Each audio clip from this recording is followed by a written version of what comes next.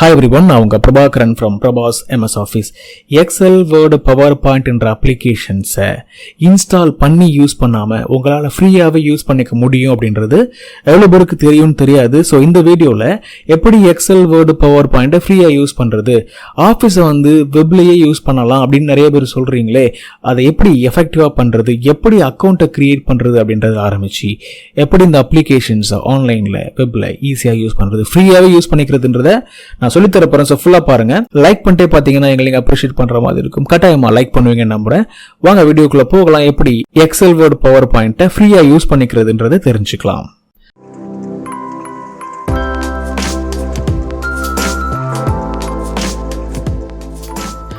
கூகுளில் போயிட்டு create email இன் மைக்ரோசாஃப்ட்னு போடுங்க.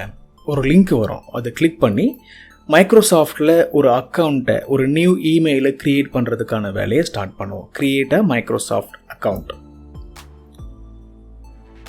அதுக்கப்புறம் ரொம்ப செல்ஃப் எக்ஸ்பிளனேட்டரி ஆப்ஷன் தான் வரும், அதெல்லாம் கொடுத்து நீங்கள் ஃபில் பண்ண ஆரம்பிங்க.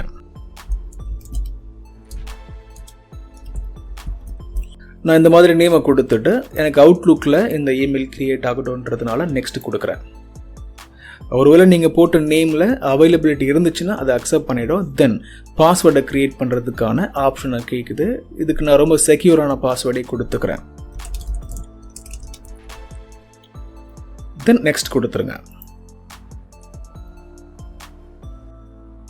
ஒருவேளை நீங்கள் க்ரியேட் பண்ணும்போது இந்த மாதிரி கொஸ்டின்ஸ்லாம் கேட்கலாம். நெக்ஸ்ட் கொடுத்து அந்த மாதிரி கொஸ்டின்ஸ் எல்லாம் நீங்கள் சால்வ் பண்ணுங்கள்.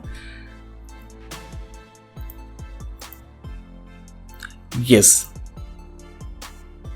நம்ம அந்த செக்யூரிட்டி செக்கை கரெக்டாக பண்ணிட்டோன்றதுனால நம்மளை அலோவ் பண்ணிடுது.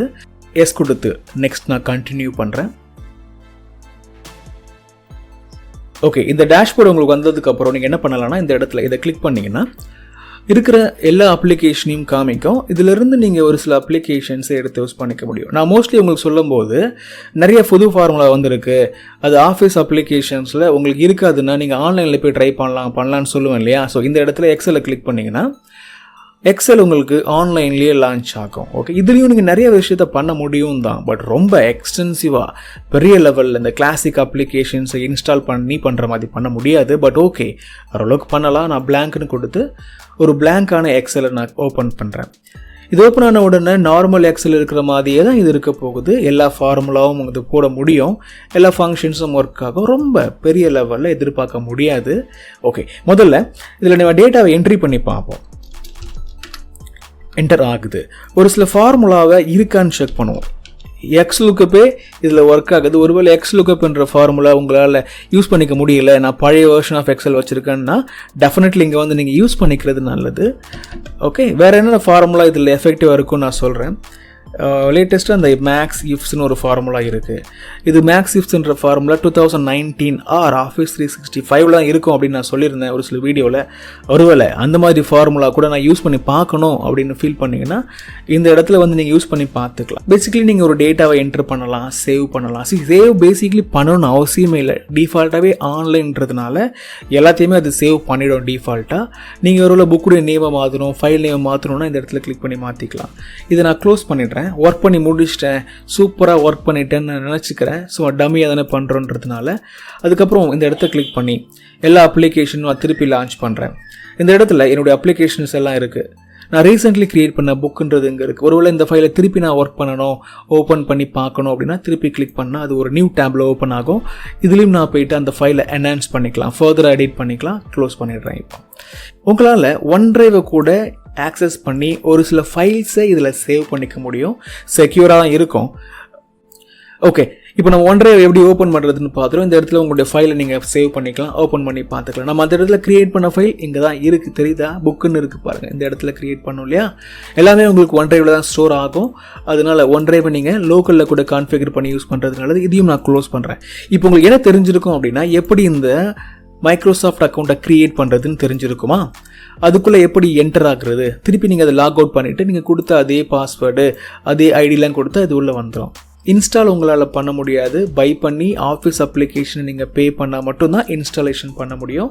இன்ஸ்டால் பண்ணாமையே யூஸ் பண்ணணும் அப்படின்னு தோணுச்சுன்னா இந்த எல்லா அப்ளிகேஷன் நீங்கள் யூஸ் பண்ணிக்கலாம். பட் நீங்கள் ஆன்லைனில் மட்டும்தான் யூஸ் பண்ண முடியும். வெப்பில் மட்டும்தான் ஒர்க் ஆகும், க்ரோமில் ஒர்க் ஆகும், எட்ஜில் ஓப்பன் ஆகும், இன்டர்நெட் எக்ஸ்ப்ளோரரில் இது ஓப்பன் ஆகும். மற்றபடி இன்ஸ்டால் பண்ணணும் அப்படின்னா you have to pay some amount. சரியா, அதை நீங்கள் தெரிஞ்சுக்கணும். உங்களுக்கு கட்டாயமாக புரிஞ்சிருக்கு எப்படி இந்த அக்கௌண்ட்டை கிரியேட் பண்ணுறது, ஃப்ரீயாக எப்படி எக்ஸல், வேர்டு, பவர் பாயிண்ட்டை யூஸ் பண்ணுறதுன்னு தெரிஞ்சிருச்சு அப்படின்னா யூஸ் பண்ணி பார்க்கலாம். கட்டாயமாக இது ஒரு சில பேருக்கு ஹெல்ப்ஃபுல்லாக தான் இருக்கும்னு நான் நம்புகிறேன்.